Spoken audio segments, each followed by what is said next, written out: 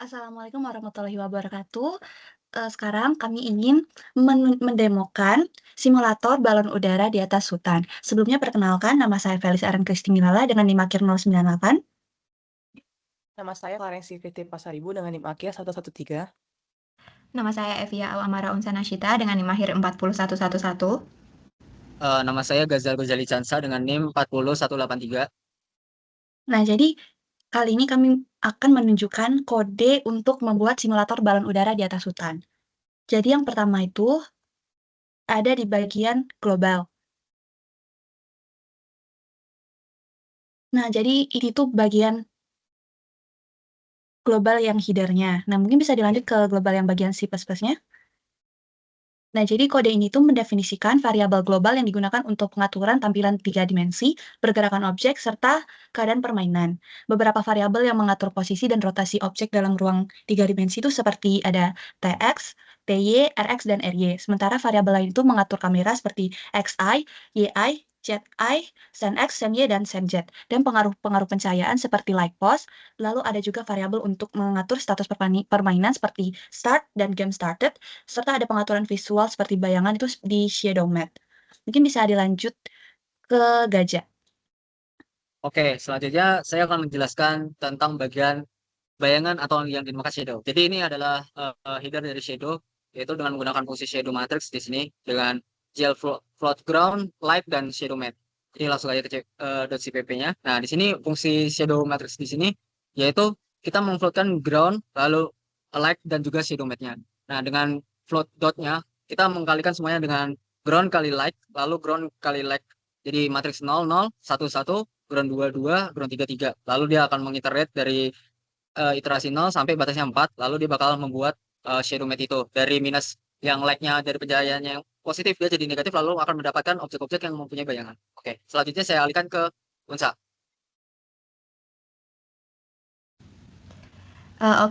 Selanjutnya yaitu saya akan menjelaskan tentang BERT, pembuatan BERT, di mana BERT itu mempunyai file header yang berisi struktur data untuk pembuatan BERT sendiri. Lalu ada di BERT CPP itu file CPP untuk membuat BERT, di mana BERT menggunakan solid sphere untuk membuat tubuhnya, lalu menggunakan solid cone untuk membuat paru, dan menggunakan solid cube untuk membuat sayapnya. Lalu di burung juga burung tuh bergerak di sekitar titik pusat yang ditentukan oleh posisi awan. Selanjutnya bisa dijelaskan lagi oleh Gaza tentang shadow. Oke, jadi tentang shadow di sini tadi kan udah digambarkan dari update untuk bird-nya ya. Lalu bird-nya udah dibuat, setelah itu dia akan membuat shadow dari bird-nya itu sendiri. Selanjutnya saya alihkan ke Felis tentang balon. Oke, selanjutnya di balon. Jadi fungsi yang pertama itu ada header-nya. Jadi di balon ini tuh menggunakan dua function, yaitu function balon dan draw shadow balon. Mungkin bisa lanjut ke CPP. Nah, jadi di fungsi balon itu, untuk membuat balon utama itu digunakan ruang utamanya itu adalah bola, lalu untuk keranjang balon itu digunakan kubus, dan tali balonnya itu digunakan garis biasa. Dan fungsi draw show balon itu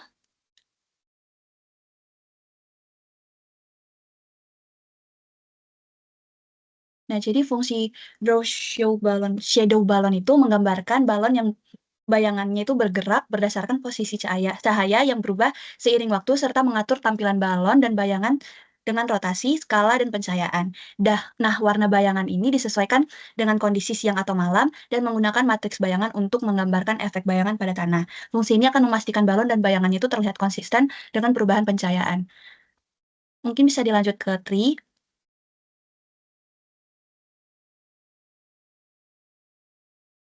Nah, untuk tree itu di bagian header-nya itu nanti ada 3 function, yaitu draw tree shadow, dan forest. Mungkin bisa lanjut ke CPP-nya. Nah, jadi untuk tree itu menggambarkan pohon dengan bayangan dan daun-daun yang berbeda-beda tergantung dengan tipe pohonnya. Dari yang pertama itu ada fungsi draw tree shadow. Nah, itu tuh akan menggambarkan bayangan pohon di tanah menggunakan pencahayaan yang bergerak sesuai dengan waktu dan posisi cahaya. Lalu ada draw tree. Nah, draw tree itu akan menggambarkan batang pohon menggunakan kubus dan daun yang memiliki bentuk-bentuk seperti kerucut dan atau bola. Itu tergantung dengan tipe pohon yang dipilih. Lalu ada fungsi forest. Nah, fungsi forest ini tuh akan menggambarkan beberapa pohon di sekitar pohon utama, membentuk hutan dengan menyesuaikan posisi-posisi pohon-pohon tersebut menggunakan perhitungan trigonometri, dan bayangan dan tampilan pohon ini akan disesuaikan dengan kondisi siang atau malam juga. Mungkin selanjutnya bisa saya serahkan ke Unsa untuk menjelaskan yang bagian clue.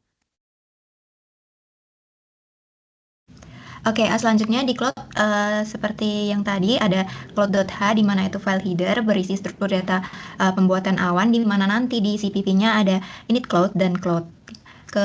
Langsung ke cloud.cpp itu di situ berisi pembuatan awan, di mana cloud 7 5 itu di mana ada 7 awan, masing-masing ada 5 bagian awan. Nah, di situ juga di cloud sendiri itu ada cloud solid sphere, di mana itu awan dibuat dari solid sphere atau bola, dan awan tersebut bergerak dengan fungsi cloud movement X. Mungkin selanjutnya dapat saya serahkan ke environment kepada Gaza. Selanjutnya saya akan menjelaskan untuk environment. Di sini environment yaitu dengan satu fungsi saja. Lalu kita ke environment C++-nya. Di sini environment di sini kita mempunyai fungsi environment yang dibentuk dengan skalanya, lalu solid cube juga. Setelah itu dia mendabelkan dengan fungsi environment-nya dengan float gate. Setelah itu dia bakal mengiterate semuanya untuk mengupdate draw bird-nya dengan pergerakan burungnya di sini. Lalu setelah itu saya serahkan ke CC yaitu tentang draw.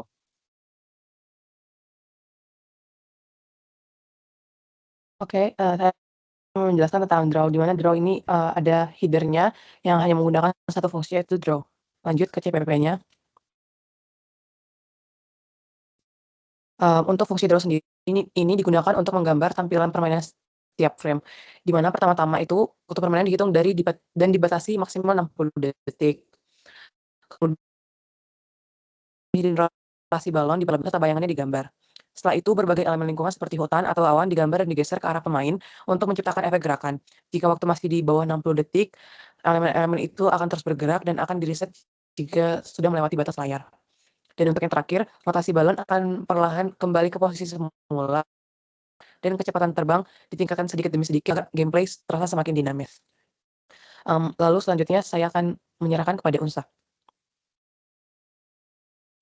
Oke, selanjutnya yaitu ada teks, headernya teks, yaitu di mana nanti di CPP ada dua fungsi, yaitu drawStroke text dan drawStroke char. Nah, di teks CPP itu berisi fungsi untuk menggambar string text, di mana dia di koordinat x, y, z. Dia akan digambar di koordinat x, y, z lalu dengan drawStroke text. Nah, di drawStroke text kita akan mengubah color-nya dengan fungsi glColor 3f itu, lalu di fungsi drawStroke char kita akan menggambar karakter di situ. Selanjutnya saya akan alihkan kepada CC mengenai game. Oke, selanjutnya saya akan menjelaskan tentang game, di mana di game ini ada header-nya yang hanya menggunakan reset game. Lalu selanjutnya yang CPP, fungsi reset game ini digunakan untuk mengatur ulang seluruh kondisi permainan ke awal saat game dimulai kembali. Di mana waktu permainan akan di-reset ke 0, dan status permainan diatur kembali ke belum dimulai, serta posisi rotasi balon dikembalikan ke tengah layar dalam keadaan standar. Lapisan lingkungan seperti awan dan hutan juga diposisikan ulang di sepanjang sumbu jet agar bisa muncul berurutan seperti semula. Selain itu, di fungsi ini juga kecepatan permainan, tingkat zoom kamera dan mode siang atau malam dikembalikan ke nilai default. Fungsi ini juga memanggil init birds dan init clouds untuk mengacak ulang posisi burung dan awan, sehingga tampilan tetap bervariasi setiap game dimulai ulang. Dengan adanya reset ini, permainan akan selalu dimulai dari kondisi yang bersih dan konsisten. Lalu selanjutnya saya akan menjelaskan tentang Lightning. Di Lightning ini menggunakan dua fungsi, yaitu setup lighting dan update lighting. Masuk ke CPP-nya. Yang pertama saya akan menjelaskan tentang fungsi setup lighting-nya, di mana fungsi ini berguna untuk mengatur pencahayaan awal dalam game, seperti jenis cahaya, posisi cahaya, dan bagaimana objek memantulkan cahaya. Ini membuat tampilan objek 3D-nya terlihat lebih realistis. Lalu ada fungsi update lighting, di mana ini akan menyesuaikan pencahayaan sesuai mode siang atau malam. Yang dimana saat malam game simulasi ini cahayanya dibuat redup dan kebiruan, dan saat siang cahayanya dibuat terang dan hangat. Fungsi ini juga memperbarui posisi sumber cahaya agar pencahayaannya tetap sesuai dengan tampilan kamera. Hasilnya hasilnya membuat suasana game lebih terasa dinamis dan hidup. Lalu selanjutnya akan saya serahkan untuk penjelasan main kepada Gajah. Selanjutnya saya akan menunjukkan ke bagian utama dari program ini, yaitu dengan main CPP untuk menjalankan semua programnya. Nah, di sini kita mengincludekan semua dari file-file sebelumnya, dari headernya, dari global, draw, text, bird, float, balloon, and game. Lalu di sini kita awalnya dalam main itu kita meng-resize dulu semua bentuk-bentukannya dari viewport, dari matrix, float identity, semuanya di resize. Setelah itu kita memakai fungsi prosedur display di sini untuk setup tampilannya di sini. Ketika dia malam, dia bakal mengubah cahaya-cahaya, ada cahaya bulan, lalu lebih ada warna langit yang lebih redup dan kebiruan. Lalu kalau misalnya dia di bagian else atau false, is night-nya false, yaitu dia akan menjalankan tampilan display yang memberikan cahaya matahari terang dan kuning-kuningan. Lalu setelah itu dia bakal nge-clear semua color dan buffernya. Lalu dia bakal nge-load lagi. Setelah itu dia bakal nge-update posisi cahaya nih sesuai, kalau misalnya dari start kan nanti dibikin cahayanya pikirannya biru gitu, ntar di-update lagi posisi cahayanya. Setelah itu ada draw stroke text di sini yang dijelaskan fungsi-fungsinya tadi, itu tentang mencetak teks yang ada di bagian layar display gamenya. Setelah itu kita akan membuat pergerakan animasi dari cloud-nya di sini, display cloud-nya, dan juga draw stroke chart-nya di sini dengan posisi yang benar di sini. Setelah itu kalau misalnya time-nya udah 60 lebih dari sama dengan 60 detik, dia akan finish dari balonnya. Setelah itu ada bagian burung dikurangin, di tampilan utama 2 burung aja gitu di displaynya. Setelah itu di bagian start dia akan menunjukkan press S to start, dan juga simulator balon di udara di atas hutan. Nah, di sini key-nya yaitu keyboardnya, yaitu tentang penggunaan keyboard. Di sini toggle-toggle-nya apa aja, dari Q, exit, R yaitu rotation, kamera rotation, T-nya bakal meng-off-kan rotation-nya, lalu Z gede yaitu meng-zoom besar, Z kecil dia meng-zoom kecil. Nah, di sini juga U gede dia akan up, lalu D down, L left, lalu R right, lalu S itu memencet start. Lalu ada di sini untuk mereset game yang dijelaskan tadi, yaitu dengan pencet M, lalu ada naik N, D gitu. Langsung dia start semuanya. Kita langsung aja ke gameplay balonnya di sini. Oke, kita langsung simulasikan dengan memencet S. Nah, di sini ini yang udah dijelaskan semua displaynya, balon dan juga awan dan juga pohon di sini. Lalu kita coba up dengan toggle U, lalu D, lalu left, lalu right. Nah, lalu zoom in dulu. Zoom in dia bakal zoom dekat, lalu zoom out. Dia bakal R itu rotation. Dia akan kamera rotation, lalu off. Dia ada mode malamnya juga di sini. Wih, itu mode malamnya. Cantik sekali. Dan juga mode D-nya. Tuh.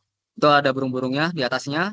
Lalu ada awan, awannya ada shadow-nya juga dengan pencahayaan yang pas kuning. Lalu kita di waktu 60 dia akan finish.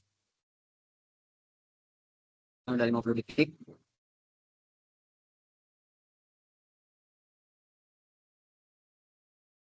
Oke, di detik 60 dia akan finish dan gamenya berhenti. Lalu kita pencet M. Ini untuk mereset semuanya, untuk mencet simulatornya kembali. Lalu kita pencet Q, kita quit game. Nah, oke, saya alihkan ke Felis. Mungkin sekian pemaparan kami mengenai simulator balon udara di atas hutan. Terima kasih atas perhatiannya. Wassalamualaikum warahmatullahi wabarakatuh.